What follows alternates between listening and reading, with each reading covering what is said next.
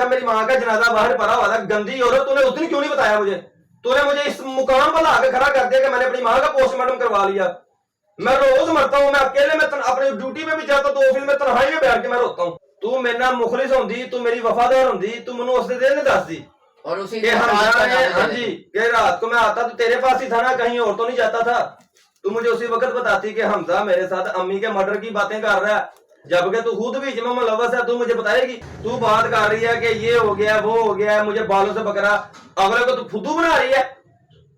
मैं कितने दिन से तेरे फैमिली वालों की, तेरे घर वालों की, कि मैं चाहता हूं मेरा सब्र ना फटे और मैं मजीद बर्दाश्त करूंगा। तू एक दफा अंदर जा, लोगों को तेरा काला चिट्टा, तेरी करतूत सब पता चलेगी। और वो कह रहे हैं कि नुमान की अनीला से ऑडियो भी एक सामने आई है जिसमें अनीला को नुमान अपनी माँ के मरवाने के हवाले से कोई बात कर रहा है। अच्छा नुमान भाई, अब केस की सूरत हाल क्या है? केस की पैरवी आप कर रहे हैं? हाँ जी बिल्कुल, केस की मैं पैरवी कर रहा हूँ। केस किस तरफ जा रहा है? क्या आपको लगता है अनीला की गिरफ्तारी कब होगी? अभी जमानत कितने दिन की है? अभी सुनने में मुझे आया है, मैंने कोई सोशल मीडिया पे इंटरव्यू देखा है जिसमें पता नहीं एडी मलक का, कि वो कह रहे हैं कि 15 मई तक इनकी एक बेल हो चुकी है। और दूसरी तरफ मैंने एसपी साहिबा का भी इंटरव्यू देखा है जो हमारी तहमीना शेख ने किया, तो वो इंटरव्यू भी सारे देखे हैं। उन्होंने बोला कि जो ये बेल ले रही है ना, ये इसको जेल जाने से नहीं रोक सकती। अच्छा, ये तफ्तीश में आने से नहीं रोक सकती। ये एसपी मुनज़्ज़ा करामत साहबा ने कहा? जी, मैं उनका नाम पहले भी सुना हुआ था, आपके मुंह से भी। आपकी एसपी मुनज़्ज़ा साहबा से मुलाकात हुई है? जी, मैं उनको फेस टू फेस देखा है। क्या मामलात रहे? सर, उन्होंने मेरी इस तरह से बात सुनी है जिस तरह एक माँ अपने बच्चे की बात सुनती है, एसपी मुनज़्ज़ा साहबा ने। और तसल्ली के साथ उन्होंने मेरी बात सुनी है, ए टू जेड मेरी भी बात सुनी है, उन्होंने मुस्लिम पार्टी की भी बात सुनी है। सब कुछ उनको मैंने बताया, रिकॉर्डिंग्स भी दी, सब कुछ दिया। और जो मेरे ससुराल वाले हैं, जो बाबर अली साहब हैं, पहले तो वो इंटरव्यूज में टेबल के आगे कुरान पाक रखते थे, अनीला हाथ में कुरान पाक पकड़ती थी, और वो उस दिन भी एक फाइल लेकर आए हुए थे।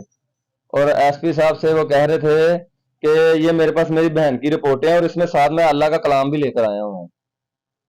अच्छा, कि वो वहां पर भी अल्लाह का कलाम साथ लेकर आए हुए थे। आप क्या समझते हैं? कुरान पाक उठाना, मुकद्दस किताब है, फिर अल्लाह का कलाम लेके गवाही देना अपनी बेगुनाही की, ये क्या एक लबादा है, झूठ पे है, बचना चाह रहे हैं? सर, हमें हमारे बड़ों ने ना हमेशा बचपन से ये एक बात सिखाई है कि कुरान पाक एक ऐसी चीज है, उसमें हर मसले का हल है। अल्लाह ताला ने ना हर मसले का हल उसमें दिया हुआ है। इंसान सच्चा भी हो ना, तो इंसान को कोशिश करनी चाहिए कि वो कुरान पाक को ना उठाए। आपने अगर उसको उठाना है तो पढ़ने के लिए उठाएं, उसको अल्लाह का कलाम पढ़ने के लिए उठाएं, तो ये इस तरह नहीं है। और कहीं पर भी बेहुरमती वाला बेहुरमती वाला नहीं होना चाहिए ना आए। तो एसपी साहबा के पास आपकी क्या बात हुई? आपने एसपी साहबा को क्या कहा और एसपी साहबा ने आपको क्या कहा? हमारी तकरीबन 2-2.5 घंटे वहां पे अंदर तफ्तीश हुई है। दोनों पार्टियों की उन्होंने बहुत तसल्ली से बात सुनी है। वो इतनी की ग्रेट है कि मैं आपको क्या बताऊं।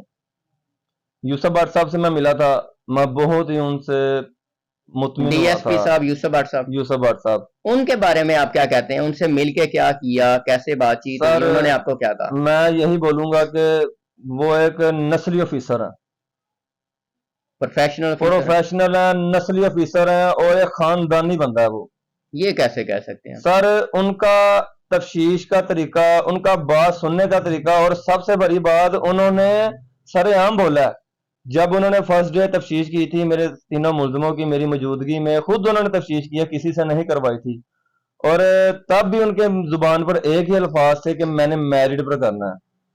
और आज भी जब ये हफ्ते वाले दिन हम एसपी मुनज़्ज़ा साहिबा के पास गए हैं, तो डीएसपी यूसुफ भट्ट साहब भी वहीं पे थे, मेरे जो आईओ हैं साबर नासिर साहब, वो भी वहीं पर थे। तो वो तकरीबन 2 घंटे वो नहीं बोले, वो उनकी बातें सुनते रहे हैं मुल्ज़िम पार्टी की।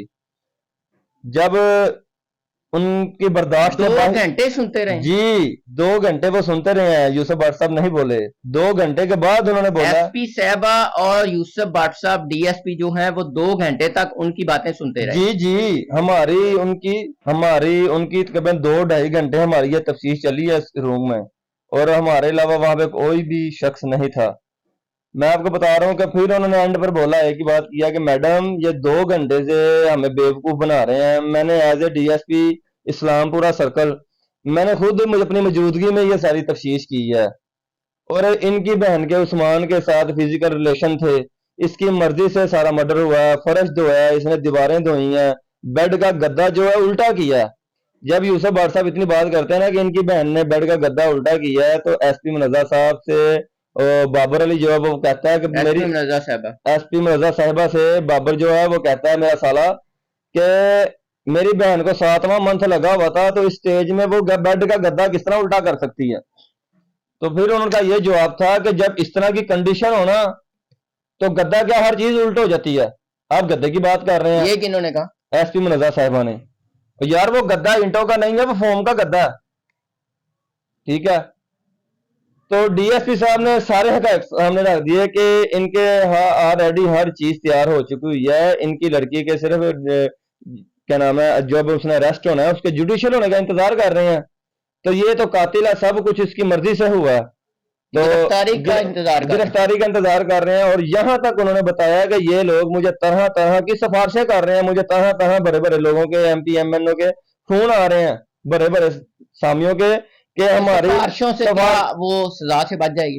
वो उन्होंने ये भी बताया है, यूसुफ भट्ट साहब ने ये एसपी मुनज़्ज़ा साहिबा के सामने बताया कि ये लोग मुझे फोन कर रहे हैं, तो मुझे कहते हैं कि हमारी लड़की को ना रिलीफ दे दें, बीच में से निकाल दें।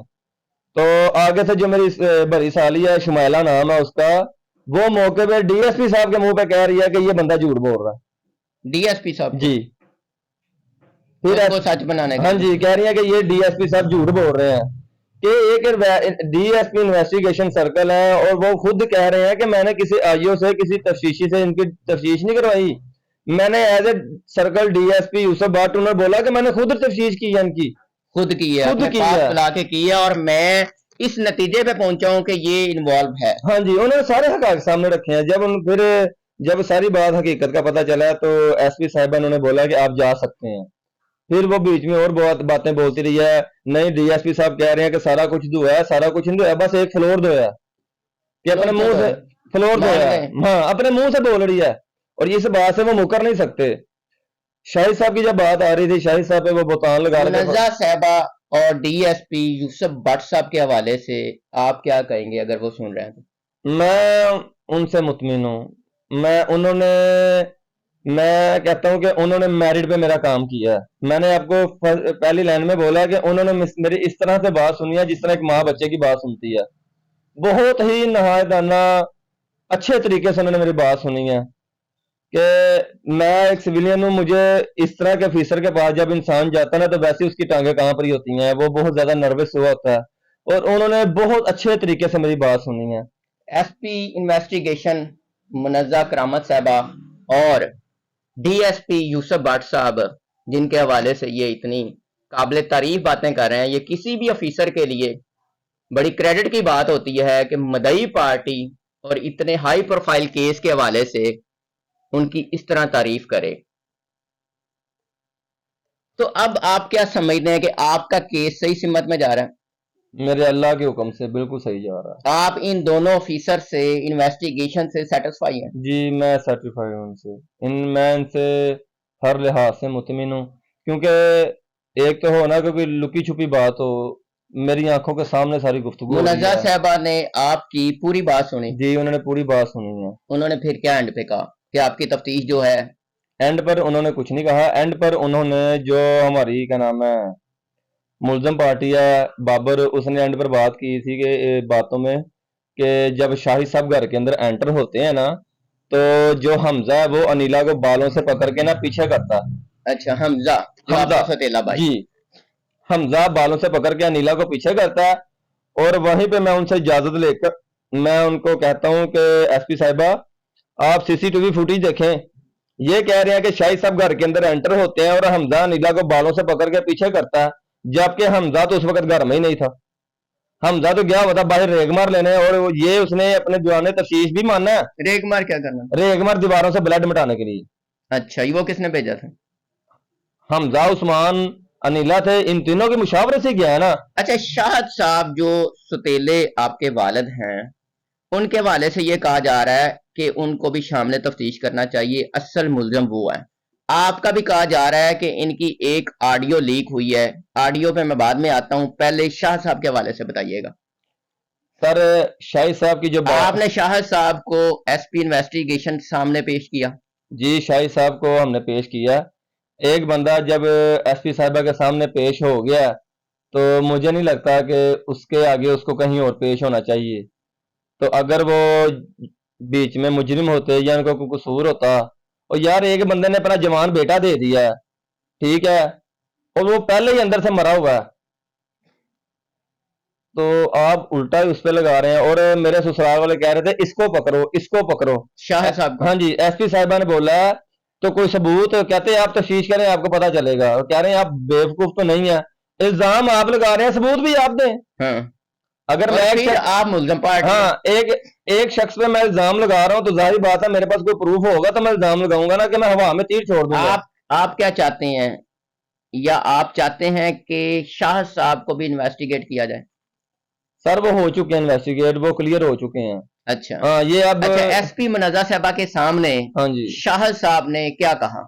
उन्होंने सारा कुछ बताया, जो जो भी मामला तो हुए हैं, कि इस तरह मैं घर में आया हूँ, कि घर के अंदर आते साल ही जिस तरह उस्मान ने उनको बताया, और वो फौरन कुछ ही सेकंड में वो बाहर आते सबसे हैं। पहले शाह साहब आए थे घर? हाँ जी, वो आए थे, वो आम रूटीन में आए हैं, जो सीसीटीवी फुटेज है उसमें भी वो नजर आ रहा है वो।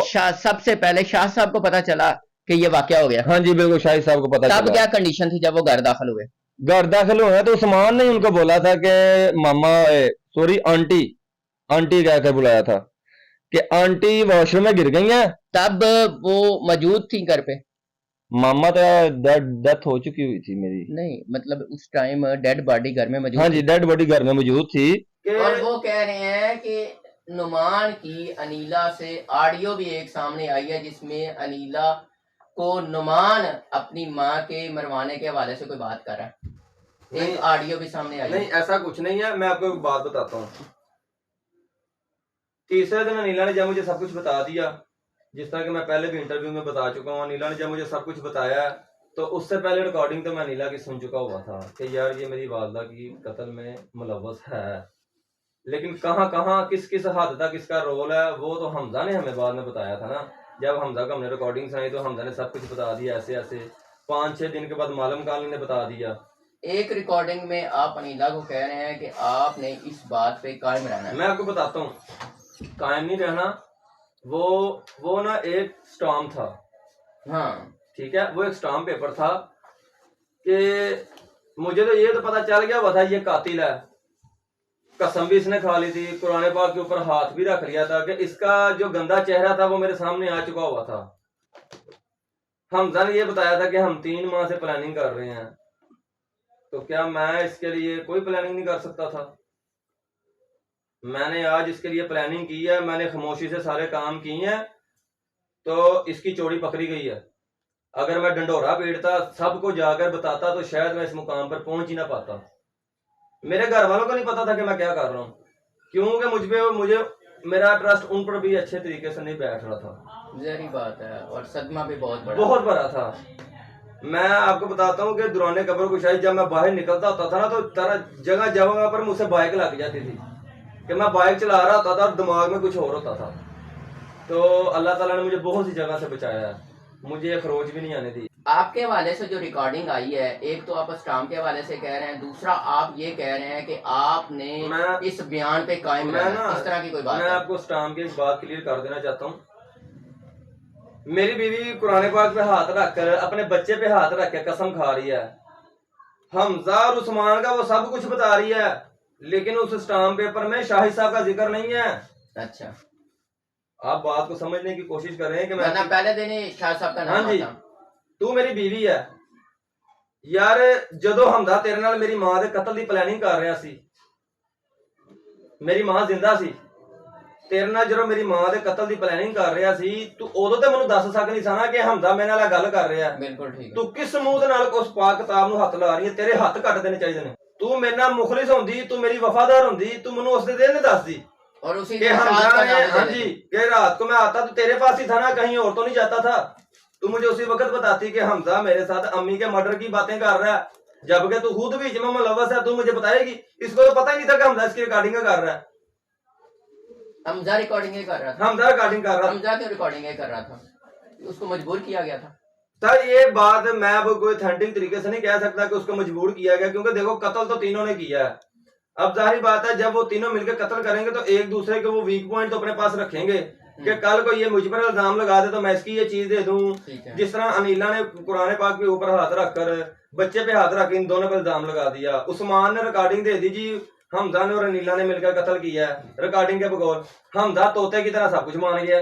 जो आप कह रहे हैं अनीला को कि आपने इस बात पे कायम रहना है और इस बयान पे कायम रहना है, वो क्या बात है?